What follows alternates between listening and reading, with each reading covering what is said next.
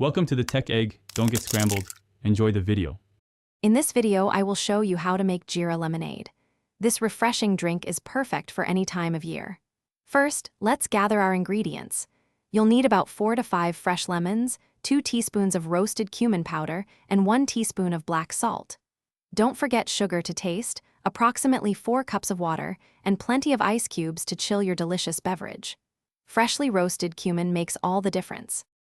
Next, we'll prepare the aromatic cumin syrup.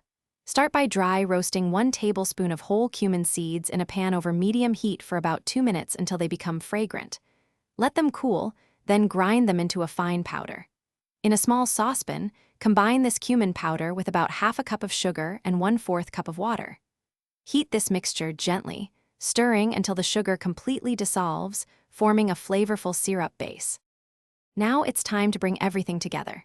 Squeeze the fresh juice from your 4 to 5 lemons, aiming for about 3/4 of a cup of juice. Pour this vibrant lemon juice into a large pitcher.